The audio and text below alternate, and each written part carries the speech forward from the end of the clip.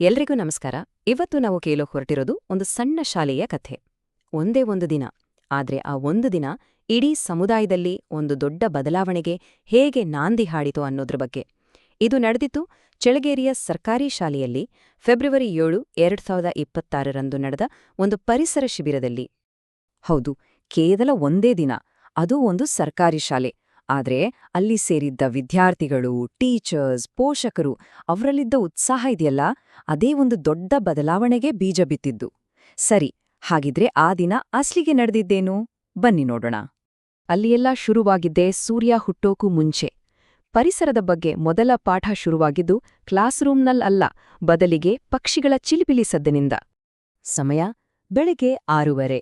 ಆ ಚಳಿನೂ ಲೆಕ್ಕಿಸದೆ ಮಕ್ಕಳು, ಅವರ ಪೋಷಕರು, ಟೀಚರ್ಸ್ ಎಲ್ಲರೂ ಶಾಲಾ ಆವರಣದಲ್ಲಿ ರೆಡಿಯಾಗಿದ್ರು.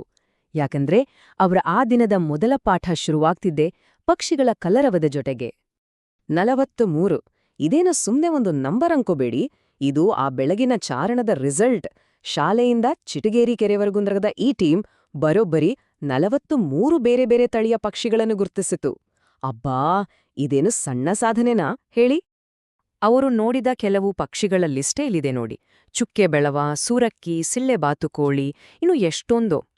ತಜ್ಞರಾದ ಶ್ರೀ ಮಹೇಶ್ ಎಮೋಜಿ ಮತ್ತು ಟೀಚರ್ ಶ್ರೀ ಹನುಮಂತಪ್ಪ ಅವರ ಗೈಡೆನ್ಸ್ನಲ್ಲಿ ಮಕ್ಕಳು ಈ ಅದ್ಭುತ ಜೀವಿಗಳನ್ನ ಗುರುತಿಸೋದನ್ನ ಕಲ್ತರು.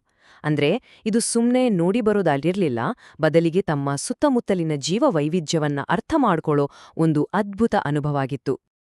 ಬೆಳಗ್ಗೆ ಬೆಳಗ್ಗೆ ಪಕ್ಷಿಗಳನ್ನೆಲ್ಲ ನೋಡಿ ಬಂದ ಮೇಲೆ ಬಿಸಿ ಬಿಸಿ ಉಪ್ಪಿಟ್ಟು ತಿಂದು ಎಲ್ರೂ ಫ್ರೆಶ್ ಆದ್ರು. ಆಮೇಲೆ ಶುರುವಾಗಿದ್ದೇ ದಿನದ ಮುಂದಿನ ಭಾಗ. ಇದು ಕಲಿಕೆಯ ಸಮಯ, ಅದು ಸಂವಾದದ ಮೂಲಕ. ಅದೇ ಪಕ್ಷಿ ತಜ್ಞರಾದ ಮಹೇಶ್ ಎಮೋಜಿ ಅವರು ಮಕ್ಕಳು ಆಗಷ್ಟೇ ನೋಡಿ ಬಂದಿದಾರಲ್ವಾ, ಆ ಪಕ್ಷಿಗಳ ಬಗ್ಗೆ ಒಂದೊಂದೇ ಇಂಟ್ರೆಸ್ಟಿಂಗ್ ಕಥೆ ಹೇಳೋಕೆ ಶುರು ಮಾಡಿದ್ರು. ಹಾರ್ನ್ಬಿಲ್ ಅಂದ್ರೆ ಮಂಗಟ್ಟೆ ಹಕ್ಕಿಯ ಲೈಫ್ ಸ್ಟೋರಿ, ವೀವರ್ ಬರ್ಡ್ ಅಂದ್ರೆ ಗೀಜ್ಗ ಪಕ್ಷಿ ಗೂಡು ಕಟ್ಟೋ ಆರ್ಟ್, ಕೋಗಿಲೆಯ ಸ್ಪೆಷಾಲಿಟಿ, ಹೀಗೆ ಪ್ರತಿಯೊಂದು ವಿಷಯನೂ ಮಕ್ಕಳ ಕಣ್ಮುಂದೆ ಒಂದು ಹೊಸ ಪ್ರಪಂಚವನ್ನೇ ತೆರೆದಿಡ್ತು. ಆದ್ಮೇಲೆ ಒಂದು ಡಾಕ್ಯುಮೆಂಟ್ರಿ ಶೋ. ಇದು ಮಕ್ಕಳನ್ನ ಸೀದಾ ಪ್ರಾಣಿ ಪ್ರಪಂಚಕ್ಕೆ ಕರ್ಕೊಂಡ್ಹೋಯ್ತು. ಕರಡಿಯ ಮಮತೆ, ಕಿಂಗ್ಕೋಬ್ರಾದ ರಕ್ಷಣಾತ್ಮಕ ಗುಣ, ಆನೆಗಳು ಗುಂಪಿನಲ್ಲಿ ಹೇಗೆ ಬದುಕ್ತಾವೆ, ಪ್ರಕೃತಿಯ ಈ ಅದ್ಭುತ ದೃಶ್ಯಗಳೆಲ್ಲ ಸ್ಕ್ರೀನ್ ಮೇಲೆ ಬರ್ತಿದ್ದ ಹಾಗೆ ಮಕ್ಕಳಲ್ಲಿ ಆಶ್ಚರ್ಯದ ಜೊತೆಗೆ ಒಂದ್ರೀತಿ ಗೌರವ ಕೂಡ ಮೂಡಿತು. ಸರಿ, ಮುಂದಿನ ಸೆಷನ್ ತಗೊಂಡಿದ್ದು ಶ್ರೀ ಉಮಾಪತಿ ಭಟ್ ಅವರು. ಅವರು ಬಂದ ತಕ್ಷಣ ಕೇಳಿದ್ದು ಒಂದೇ ಒಂದು ಸಿಂಪಲ್ ಆದ್ರೆ ಬಹಳ ಮುಖ್ಯವಾದ ಪ್ರಶ್ನೆ. ಒಂದು ವೇಳೆ ಗಿಡ ಮರಗಳೇ ಇರ್ಲಿಲ್ಲ ಅಂದ್ರೆ ಏನಾಗ್ತಿತ್ತು? ಅಷ್ಟೇ. ಈ ಒಂದು ಪ್ರಶ್ನೆ ಮಕ್ಕಳನ್ನ ನಮ್ಮ ಮತ್ತು ಸಸ್ಯ ಪ್ರಪಂಚದ ನಡುವೆ ಇರೋ ಆ ಒಂದು ಆಳವಾದ ಸಂಬಂಧದ ಬಗ್ಗೆ ಯೋಚನೆ ಮಾಡೋ ಹಾಗೆ ಮಾಡ್ತು. ಹೀಗೆ ಬೆಳಗ್ಗಿನ ಸೆಷನ್ ಮುಗಿತು.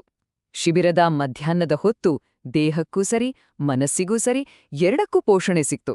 ಯಾಕಂದ್ರೆ ಇದು ಊಟ, ಕಲೆ ಮತ್ತೆ ಜ್ಞಾನ ಎಲ್ಲವೂ ಸೇರಿದ ಒಂದು ಅದ್ಭುತ ಕಾಂಬಿನೇಷನ್ ಆಗಿತ್ತು. ಅಲ್ಲಿ ಬಡಿಸಿದ್ದು ಬರೀ ಊಟ ಅಂತ ಹೇಳಿದ್ರೆ ತಪ್ಪಾಗತ್ತೆ. ಅದೊಂದು ರೀತಿ ಹೆಲ್ತ್ ಕ್ಲಾಸ್. ಬ್ಯಾಲೆನ್ಸ್ ಡಯಟ್ ಅಂದ್ರೆ ಏನು ಅನ್ನೋದಿಕ್ಕೆ ಈ ಊಟನೇ ಪ್ರಾಕ್ಟಿಕಲ್ ಎಕ್ಸಾಂಪಲ್. ಫ್ರೆಶ್ ಸಲಾಡ್, ಮೊಳಕೆ ಕಾಳಿನ ಪಲ್ಯ, ಬಿಸಿ ಬಿಸಿ ಜೋಳದ ರೊಟ್ಟಿ, ಬದ್ನೆಕಾಯಿ ಪಲ್ಯ ಜೊತೆಗೆ ಅಗ್ಸೆ ಚಟ್ನಿ. ಅಬ್ಬಾ, ಪ್ರತಿಯೊಂದ್ರಲ್ಲೂ ರುಚಿ ಮತ್ತು ಆರೋಗ್ಯ ಎರಡೂ ಪರ್ಫೆಕ್ಟಾಗಿ ಬ್ಯಾಲೆನ್ಸ್ ಆಗಿತ್ತು. ಹೊಟ್ಟೆ ತುಂಬಾ ಊಟ ಆದ್ಮೇಲೆ ಮಕ್ಕಳಲ್ಲಿರೋ ಟ್ಯಾಲೆಂಟ್ ಹೊರಬಂತು. ಪರಿಸರ ಗೀತೆಗಳಿಗೆ ಸಖತ್ತಾಗಿ ಡ್ಯಾನ್ಸ್ ಮಾಡಿದ್ರು.